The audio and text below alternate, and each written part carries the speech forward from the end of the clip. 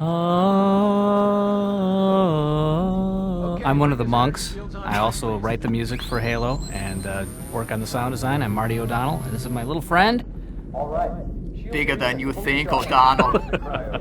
Joseph Staten, I do all the cinematics and otherwise pester Marty. Yeah, all the time. But we have to work together as a team because, well, what is visuals without audio? That's true. Good point. And this is an excellent example of just that, Right, that relationship, This Marty. opening, somewhat cutscene, but you still have control of the camera, but action is still happening on the screen. Hey, this actually happens a lot in the first levels. Here's what we're seeing now. The player is actually taking camera control away from me, Right. which makes me nervous. But at the Right. same time, sets up really cool cinematic moments that we've just essentially set up different things that are going to happen in the environment, be they explosions that trigger when you run by them, or guys that run up to you and have something important to say, little in-level cinematic Every moments piece that of are very shrapnel cool. has its own metallic hit sound when it hits, and you know where it's hitting because you have surround sound on, everybody, right?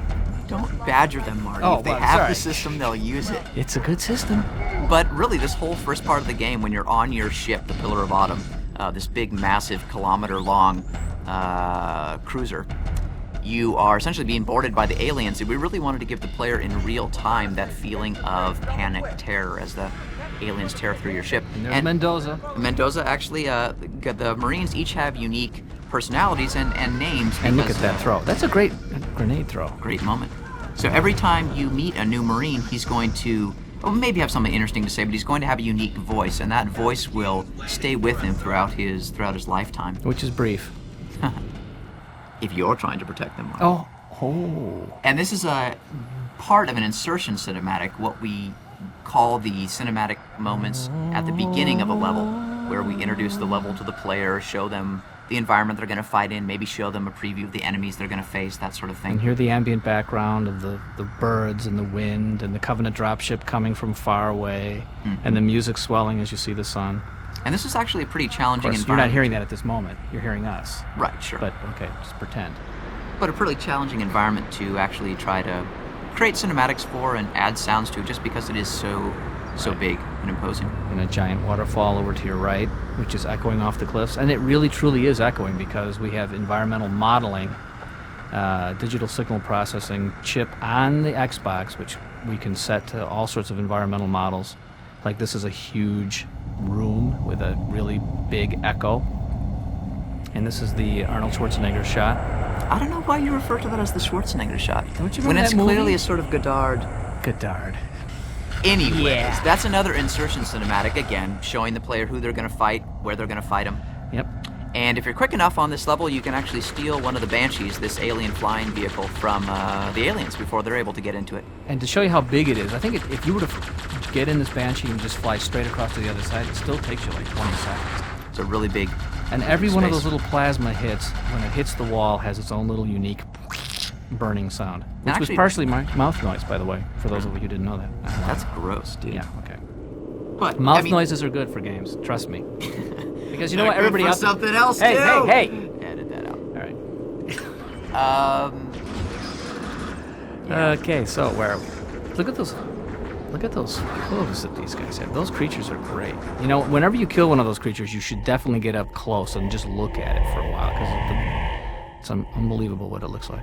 Actually, we don't really spend a lot of time luxuriating on and actually showing you the aliens in the cinematics, Right. which is too bad, because every little piece of them has a sound when it clanks. This hunter's armor, his shield, for example. Even when he's breathing, he makes sounds, and it's tied directly to the way his idle animations work, and then his action animations. My favorite sound I think I've heard that you've created so far, Marty, though, is when you sneak up behind one of these hunters and you melee attack them in the game, and then, I'm not going to spoil it, but you just got to listen to the sound they make when they die, when they fall forward and die. Kabonk. It's good stuff. Think watermelon wrapped there up you in a go. big thing of tinfoil. Right, baseball bat. Hitting the ground. Yeah. So this is good here. We got the sniper rifle. You get in close. Hey, Does this Marty, remind you of anything? Does this look familiar, Marty? Oh, Yeah, but I was on that other end. Oh wait, if that didn't look familiar, does this look familiar? No. Oh, Martin! What? Oh. Ooh. Yeah, That should remind you of every single time you ever faced me in multiplayer, muchacho. I know.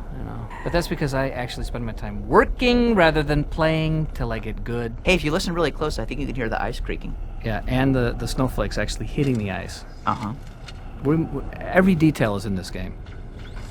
And the cool thing about, well, I mean, this is just cool, right? This is totally cool. I'm sort of mesmerized by it. Take that, dang! Yeah. And actually, the first And the time I ghosts saw this, the coming ghosts out, that actually is coming so out cool. of the thing, that's great. The physics are really fun to work with. So when we actually attach sounds and they work with the actual physics of the environment, that means the sounds do things that we weren't even planning on them to do once you start working with them in the environment.